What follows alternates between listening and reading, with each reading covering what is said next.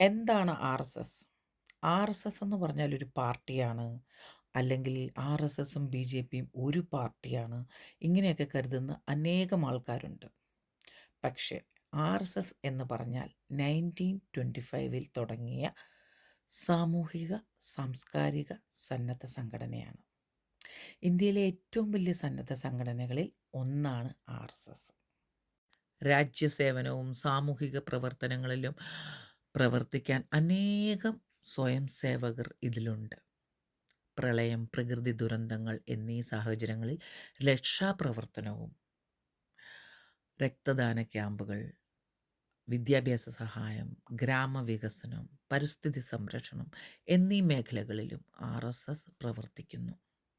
സമൂഹത്തിൽ അച്ചടക്കവും ദേശീയ ഐക്യവും സേവന മനോഭാവവും എന്നിവ വളർത്തിയെടുക്കുക എന്നുള്ളതാണ് സംഘടനയുടെ പ്രധാന ലക്ഷ്യം.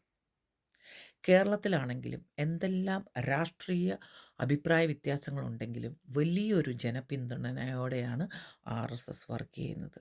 സമൂഹ സേവന രംഗത്തെ പ്രവർത്തനങ്ങളിലൂടെ അനേകം ആൾക്കാരിലേക്ക് എത്തിച്ചേരുന്ന ഒരു സംഘടനയാണ് ആർഎസ്എസ്.